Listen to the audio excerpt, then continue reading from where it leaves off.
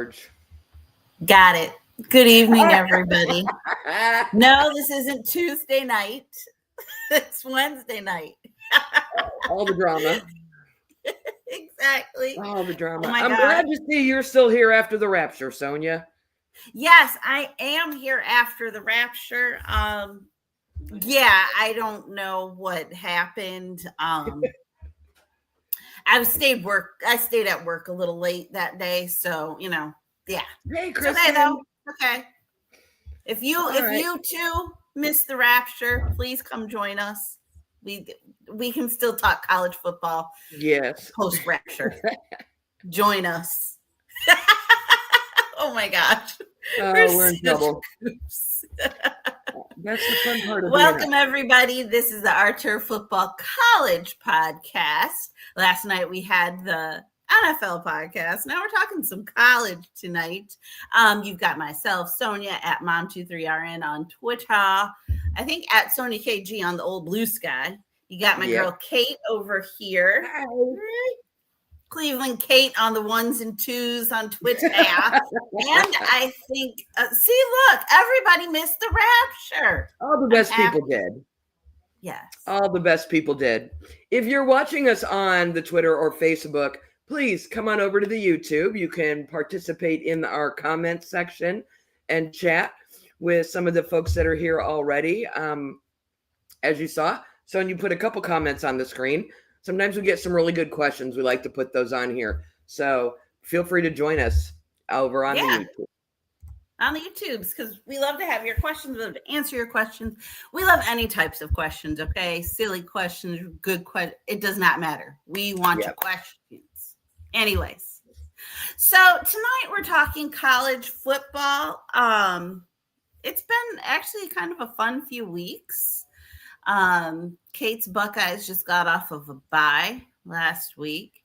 Oh, I'm telling you, going into the weekend, it was all the emotionals for the Ohio people, right? Because the Buckeyes were not playing and the Browns were facing Green Bay on Sunday, which ended up being a good thing. But we were just emotionally like, I can't get through this weekend. And we ended up doing okay. We're doing okay. Yes, you did. Now, Ohio, I just need to know this. I mean, why? I don't know, because Ohio. But so do you guys like have your split? So like the Browns fans and the Buckeyes fans, and then do you have your Bengals fans that are Buckeyes fans, or Bengals fans that are Buckeyes fans? Okay. So being a Buckeyes fan doesn't discriminate, and it's people like me who didn't even go to Ohio State. But I was a big band geek. That was why I was attracted to Ohio State, because they have the best damn band in the land, right? So that's what they say. That was sort of where I was an Ohio State fan. I ended up going to college at Bowling Green, got me a little Maction. But Ohio is really split into North and South. Northern Ohio is Browns. Southern Ohio is Bengals. Eastern Ohio tends towards Pittsburgh. Okay. Like the Youngstown, Bordentown area, then people all have that Pittsburgh accent. They say yins. And then people on the west side, like the Toledo area, tend to like the Detroit Lions. Really? And you get a lot of Michigan fans over there, even in Ohio, but they're closer to Michigan. So, yes. But Cincinnati's a great school. The Bearcats have a really good football program. They've made some headlines in recent years. They've got some great guys that were drafted into the NFL. But it really stays regional for the Cincinnati Bearcats. It doesn't expand into the whole state the way the Ohio State Buckeyes do. It's a phenomenon. It's a thing. It's a thing. It's a phenomenon. That's okay. Now in Michigan, aren't you kind of split up between Sparty and Wolverine? I guess have a nickname. There's not really like a divide. It's kind of you are or you aren't. So, you're either one or the other. Yeah, exactly. And, they're everywhere. I think everybody is everywhere. Obviously, you're going to get a bigger concentration of Michigan fans towards Ann Arbor. And then your greater in the Lansing area, that's where you get a lot of your Sparties. But you'll have, there's everywhere. Like if you, like Michigan State weekend, it's like usually Friday or Saturday, we're all split. But Sunday, we all come together to cheer on the Lions. So, yeah. kind of the opposite of what you guys have in Ohio, I think. Like everybody comes together to cheer on the Buckeyes, but then, Sunday y'all are split. It's the opposite here. Yeah. So we're pretty split. All right. Okay. Let's get into it. So I'm looking at the rankings. Ohio State stayed number one. I think because they had a bye, right? Nope. Yeah. You didn't lose. You had the week off. You just stayed. Miami moved up a few spots in some of the polls to number 2. Penn State at 3rd in the AP top 25. The coaches still have Miami Penn down State at 3rd. Yeah, the coaches still have Miami down at 6 with Penn State moving up into 2nd. And then you've got Georgia and LSU kind of 4 and 5 or 5 and 4 or 3 and 4, like battling for. And it's just weird for me looking at the SEC to see LSU and Georgia. We're so used to seeing like Alabama and Clemson and some of those. Nothing really surprising other than the big move Miami made in the AP versus all of the coaches' polls. That's interesting, but I see why they kind of been moved. I still don't understand why Penn State is ranked as highly as they are. Am I missing something? If I am, please let me know. I keep asking the same question. They beat Nevada, they beat FIU, and they beat Villanova. Now, okay, and they weren't in the playoff last year, right? No, because they lost the Big Ten championship to Ohio State. Okay. So I think that knocked them out. And they put up 46 points, 34 points, 52. Like, their offense is insane. Their defense held Nevada to 11. FIU didn't even score. Villanova got 6. So I get that if you just look at their 3 games and the way their offense is produced and the way their defense has done, held the other teams, I get them being ranked. I just don't know why they're at number 3 because they really haven't played anybody yet. Now, this week, they get Oregon. Oregon is coming in ranked at number 6. And I think that will really tell us what Penn State is. So Penn State is 3-0. Oregon is 4-0 because Penn State has also had a bye. So they had a really early bye. I think this week will fix some of the questions I have about some of the teams in the rankings. And like I said, Oklahoma has had some really good wins. They've moved up a few into the top 10. They're good. Florida State is still 3-0. Texas A&M 3-0. So at least in the top 10 in most of the polls that I've looked at least in the AP, they're all undefeated teams. Texas at 3-1 is still showing in the top 10 in the coaches poll. And I get that their one loss was week 1 to Ohio State. We'll see how their season progresses. I just love Florida State being 3-0 after the hot mess that was their season last year. Right. Exactly. Keeping an eye on them and really enjoying what's going on with them. I think one of the best games I watched last week, I thought it would be a better game than it was Indiana versus Illinois. And then Indiana just put a beat down on them. That was a 63-10. There were only 2 games last weekend where you had ranked opponents on both sides. So this week we've got a few more of those matchups. USC is going to take on Illinois. LSU against Ole Miss, which is a 4 versus 13. Alabama at 17 and Georgia at 5. Alabama's going to be out for blood. They're going to want to prove that they actually are worth something in the SEC, and Georgia's going to want to stay up there at the top. So that will be a really good one. Ohio State's got Washington, and while Washington is not ranked, that is still, you and I both have to keep in mind, Washington's a Big Ten school now. That's right. That's a big deal from a matchup perspective. Is Michigan off this week? Yeah, they have a bye this week. You guys are on a bye this week. I think the big game for me this week is one I mentioned a little earlier, Penn State against Oregon. It's going to be Saturday at 7:30.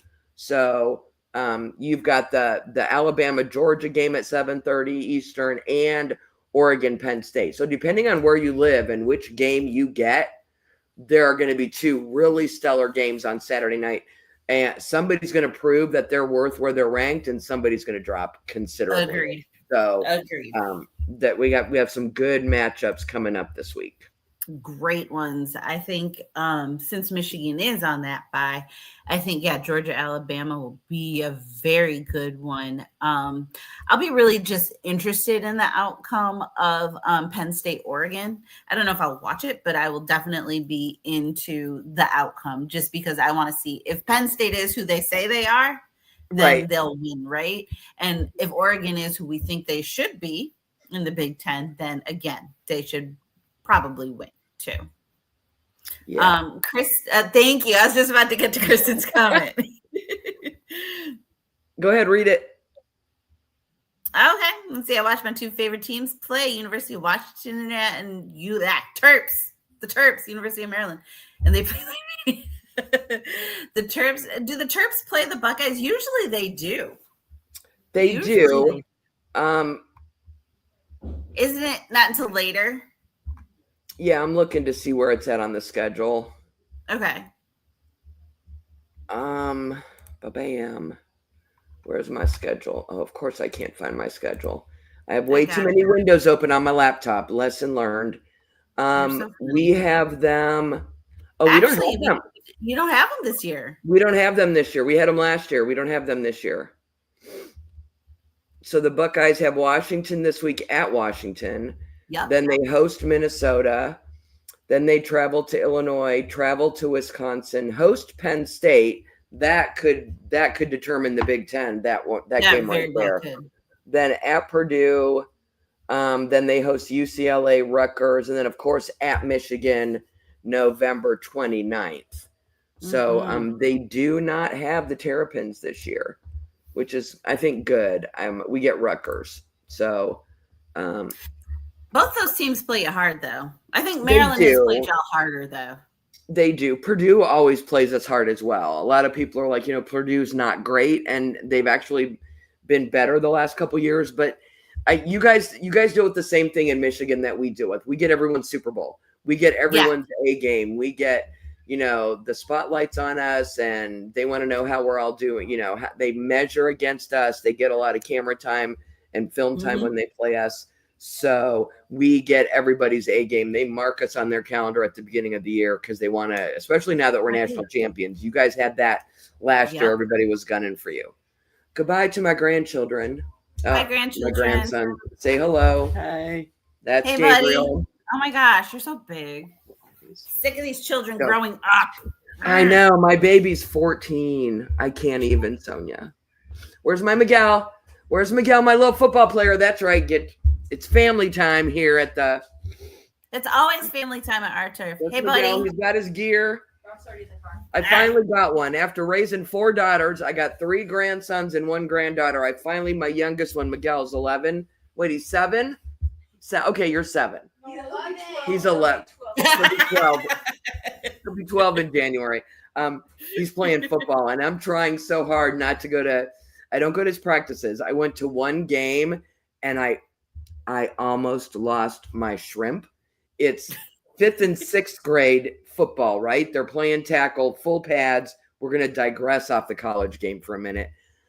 I'm losing my stuff with the parents. The quarterback comes limping off the field. He's grabbing a hamstring. He's 11 years old. I'm pretty sure he blew a hamstring. The coach is telling him to go back in. He's going like this.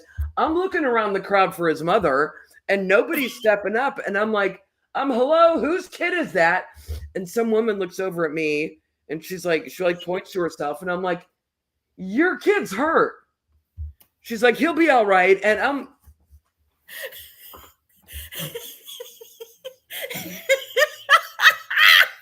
they're resuming play on the field, and I am walking my mom butt over to her, and I'm like, ma'am. No, you're not. I did. Ma'am. Hey. You are the advocate for your son. You are the person who is supposed to look him in his eyes and make sure that he is okay before he goes back on the field. He's a gamer. He's going to want to stay in and play, and the coach is going to let him. When he's telling the coach, when the coach is sending, the coach is sending in a play, and the kid's like doing this, like a pitcher saying no to the sign from the catcher, like, please don't make me throw the ball. They're going to hit me again. They ran him over on the next play, and then he got pulled out. I'm like, she and I had a long conversation in the stands, and then my daughter asked me not to come to any more practices or games. And I said, okay. I said, but this is not okay. At that age, they're 11 and 12 years old. No, you don't want to do that. You don't. Off. And, as much as walk it off, Kristen. Oh my God. As much as I laugh, obviously I'm a pediatric nurse practitioner in the pediatric ICU. So yeah. I mean, no, if your kid is signaling no, it is time to come off the field, right? Let him off for a couple plays, talk to him, figure out what's going on. Right. Make their health a priority, because otherwise you run into what we had in Cleveland with Baker Mayfield and what we've seen with a whole lot of other players at the college level and in the NFL, where they're not hurt, they're injured. You can play hurt, walk it off, suck it up, get a shot of cortisone or whatever it is you need at halftime and get back out there.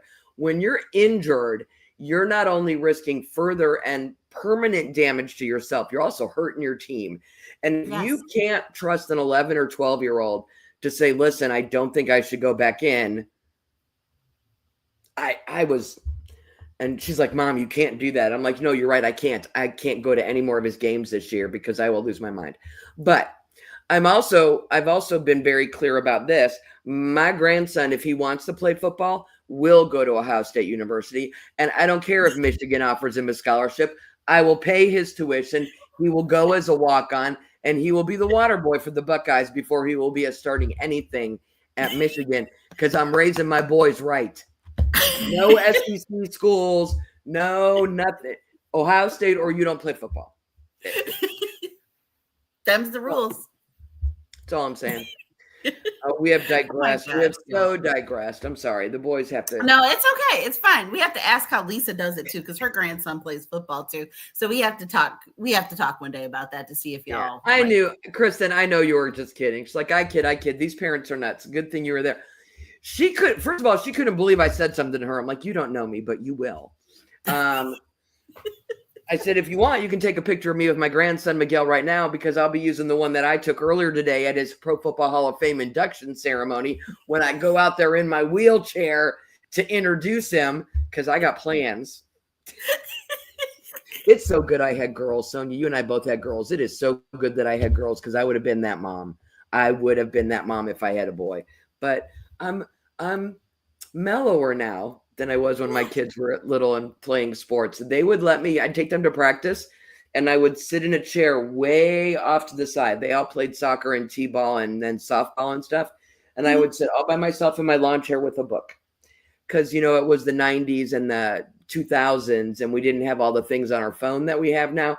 I would literally be reading a book and completely ignoring everything going on out there, because I just get too much freedom of expression, Stephen. I cannot express. No, they have to. Look, she's not being a Kurt. Oh, it is a dictatorship. Okay? I'm just raising them right. They know. If she insists, they know if they even go visit Michigan, they're dead to me. We don't even. I don't understand these kids from Ohio that I see there, or the kids from Michigan that I see here. I'm like. I get that we're a better school than Michigan, but why would you come? Why would your parents even let you come here? And vice versa. Michigan people got to be like, why would your family let you come here? Exactly. It's like, what is wrong with you? And I just, and maybe some of our watchers and listeners, we take football to a whole different level. We do. But that's why we are who we are. I can't even wear an outfit that has blue and yellow in it, because I don't want people to think for even a second that I might like Michigan. Exactly. Where were we before I completely digressed? No, you're totally fine. But I was going to say, we've talked Heisman. We talked a little bit of Heisman last week. We know it's early. We miss Michelle, by the way. Michelle had a family thing tonight. We miss Michelle. Yes, we do miss Michelle. Because I know she would have. Okay, throw one up for her. One up for Michelle. Yeah. All right. I feel like a moose. Oh, that's to you. Okay. It is, but they are looking pretty good, I think. But I kind of think, and Michelle and Lisa, we love you. I feel like Miami is kind of like, almost kind of like a Notre Dame or a Penn State. Like they're good, they're there, but then something kind of happens and they kind of fizzle. And so I'm hoping that they're able to kind of continue this momentum more so for, you know, Lisa and Michelle, because but I mean, it's one of those things that you kind of hope that they carry through this momentum. What do you think? Well, and it's really all about quarterback play, right? And Carson Beck has done a very nice job. You know, Cam Ward carried that team last year. Got them past a lot of hurdles for some deficiencies they had in certain positions. And so they've shored up their wide receivers. You know, Mark Fletcher and Shamar Brown are their running backs. They're kind of splitting up things. They're both running really well. Malachi Toney, CJ Daniels, Keelan Marlin, like some of their wide receivers have done really well this year. And so I think they can keep things going. Their stats through just a few games, like the Notre Dame game was a tough one, which is a 3-point win.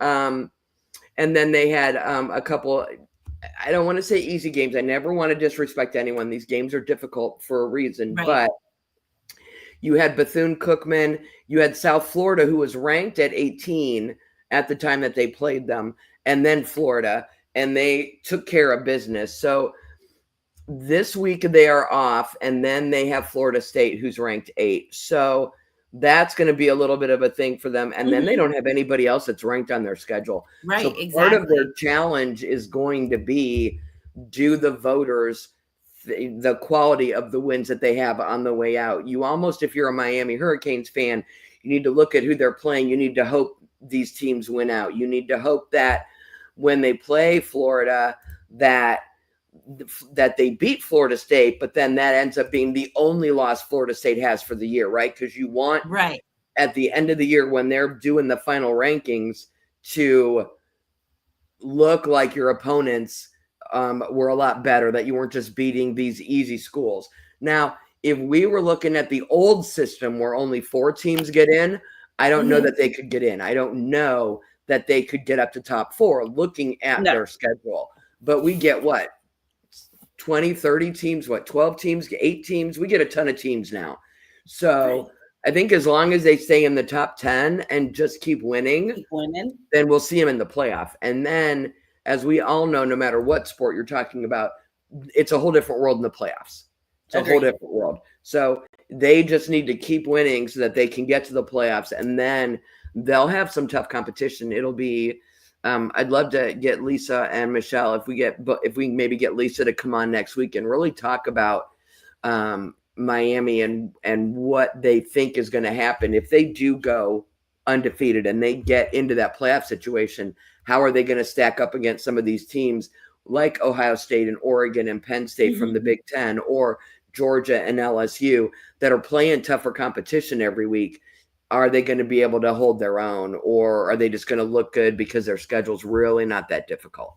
So it's a team I want to keep an eye on this season, because when I look at the rankings and everything that's going on with all of these teams, that is just one of the schools that really stuck out to me as far as how are they going to stay in the top 10 or even move up the rankings, because they don't play anybody. Right. And that's how they're going to be judged. You know, Oregon's at 6, Penn State's at 3. If Oregon wins, they're going to move up. If Miami, but honestly, though, if you compare the two, like Oregon and Miami kind of are the same again in the way that once Oregon gets past Penn State and Indiana, they really don't play anybody ranked until the end when they play USC. Yeah. If USC is still ranked at that time. Yeah. So again, that's kind of the same. Yeah. You kind of want to look at your schedule. You want to look at your schedule and you want to root for all the teams that you face to just keep winning. Because the better they are, the better your win looks when you get to them. Exactly. So maybe we'll look at the schedules. Maybe that's something we can talk about next week. Let's look at the schedules for all the teams that are ranked in the top 10 next week. Or even 8 to 12, 8 to 14, those what we call those bubble schools, to see what we think their prospects are getting through and actually staying in those top positions to be able to get to the playoff. And the playoffs will be fun. I really liked the format last year. I really thought, and not just because my Buckeyes won, but I thought we got a lot of really good football last year. We had a lot of games. It wasn't just 2 games. There wasn't a whole lot of complaining from people about who got in and who didn't. Right. So I like the new format. I loved it. And I think the biggest complaint was from Alabama fans, but Alabama fans aren't Alabama fans right now. Like Alabama is different. Well, they are, and they're going to be doing it again this year, but you know what? They got a loss. So it's going to be a lot harder for them to argue about that at the end of the year, depending on where their record ends up. So we'll see. We will see. We shall see. Yeah. What game? What was I going to say? I don't know, but. So we're going to keep an eye on LSU and Ole Miss this week. Yep. And then Saturday night, the night games, Georgia, Alabama, and then Oregon, Penn State, I think are the big games. You've got a couple trap games in here, a couple teams. You know, Florida State has Virginia. They need to handle business. Ohio State has Washington. You need to handle business. Indiana has Iowa. It's a Big Ten matchup. You need to handle, these other teams that are not playing a ranked opponent still need to handle their business. Or we could get a bunch of shakeups. And then I saw a question from, I think it was Kristen. Yeah. I keep hearing this draft is going to be really bad. You ladies seem to think differently. How are they wrong? I missed that question. That's a really good question. I've got a lot. It is. I like the quarterback in this year's draft. I like some of the, I'll call them the sexy positions, the key. I like the running backs in this draft. A lot of good running backs out there this year. A lot of them that I've been looking at are not even in what your big schools, your top ranked schools, but they are still putting up a lot of yards, doing a lot of great stuff. You could see some really good running backs going in later rounds because most people won't know who they are, but Sonia and I'll know who they are. Yes. So a lot of those key positions, I don't know that we'll have the depth at O-line or at defensive back that we had last year. I'll take a look and see. I'll look at some articles and I'll get some better answers for you next week on what we think we're seeing from the draft. So they are bringing sexy backs. Yes, they are. Yes, they are. Yes, they are. I mean, but I also think that a lot of teams need to invest in O-linemen this year. So while it's not the best class that's coming out, I think it's definitely they are going to be of high value, I think. I completely agree. If you look at, spend 10 minutes looking at quarterback stats in the NFL and looking at how many quarterbacks are struggling, not just the ones that are injured, but even, Lord, what happened to Russell Wilson last week? I don't know what happened with that Giants line. There are a whole bunch of offensive lines that are not doing their quarterbacks any favors right now. Right. And a lot of teams dealing with injuries. You just, in my opinion, you cannot have enough depth at offensive line. And I understand defense wins championships, and I love me some defense, but I think it's easier to plug and play on the defensive line, to move people around between safety and corner, to do things with them. On the offensive line, you have to work together as a unit. You have to protect that quarterback, the baby angel, the baby egg, the little whatever you want to call the fragile dude back there. I think they have a harder job protecting him than the defenders do, who are just free and at it. So I think when you're dealing with injuries and you're plugging people in, it's an easier job to just come in off the bench and jump on the defensive line and work through that than it is on the offensive line to work through if you're replacing a guard or a tackle. I just think it's more difficult. I don't think there's enough depth at anywhere in this league, but especially at that position, I wish the depth charts in the NFL were like the ones on my fantasy football team, where you're only allowed a certain number of people at each position. Yes. You know what I'm saying? And then you could expand the roster to 60 and add 7 more offensive line positions. Okay, I'm not saying we need 7, but you could maybe expand the roster a little bit and guarantee those slots to certain positions. Another year like this, we'll see. We'll see if the year ends the way it started, Sonia. We're going to see a lot of offensive linemen going in the first, second, third round next year. And I don't know. I agree. I don't think the talent's as good as what we got last year, but depth is depth, and you need to get some of these guys. So exactly. But I will do a deep dive into the prospects for next year and what that all looks like. I did see a couple running backs that I thought were pretty awesome that I wanted to talk about today. Did you have any on your list? Or do you want to save this for when Michelle's back? We can save it for when Michelle's back, but there are some good ones out there. Oh gosh, who am I thinking of? There's at least one on Michigan's team, Justice Haynes. He's doing really good this year. Ran just all over Nebraska. Yes. Yeah. Real good. But they're run. I mean, they have no wide receivers. Michigan has 0 wide receivers, so they just got to run, right? Well, and you can't stop him because he's that good. Like we know as a defense coming in, everybody playing you knows he's the only weapon you have, and yet they can't stop him. And to me, that's the kind of running back that translates into the NFL. If defenses are keying on you and you're still finding ways to get your yards, you're a good one. I think my favorite name, maybe in all of college football, belongs to a running back at NC State, Hollywood Smothers. Yes, sir. He is a running back at number 3 at, like I said, at North Carolina State. He's already got over 400 yards rushing on 58 attempts. He's averaging over 7 yards a rush. He's got 3 touchdowns.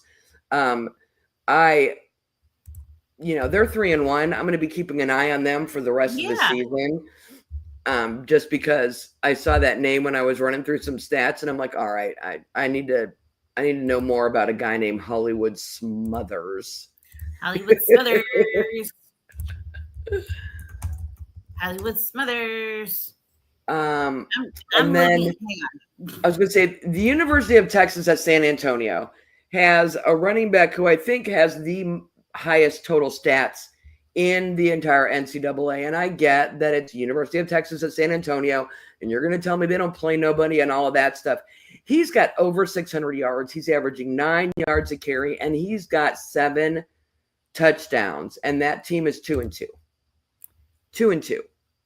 Let's get it. I'm going to be keeping an eye on him because he may even I don't know that he'll go undrafted, but if he finishes the season with the crazy numbers that he's had so far, he's gonna Robert Henry Jr. I think he's gonna have a lot of people looking at him because I don't care what college you go to, even if it's a JUCO, when you're putting up 600 yards in 4 games, right? That's insane. That's insane at any level. That's crazy good. So, yeah, those are just a couple of people.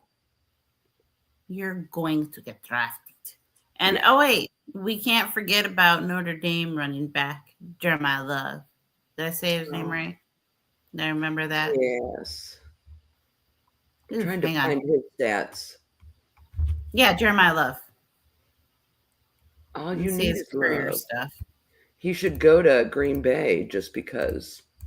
Yeah, might as well. So let's see. He has already over 200 yards, 3 touchdowns so far. One to keep an eye on. I mean, not like earth-shatteringly great numbers, but still somebody to keep an eye on, I think. I'm looking up. Oh, yeah, for sure. All righty. All right, friends.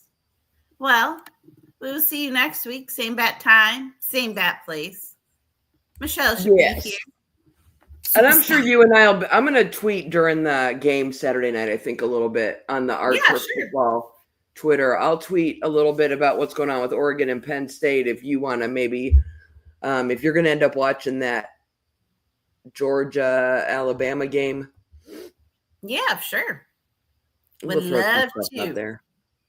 Aw, Steven, he loves me. Step Hen can keep his glow blue. I'm voting for the U. Oh my gosh. Sorry. All right, you all. Yeah. Well, y'all have a good week. We will see you next week. Thanks for putting up with us today, for joining. Yes, we love y'all. You're the best. And we'll have a good weekend. Watch us. We'll be tweeting. So, yep. See y'all later. All right. Bye.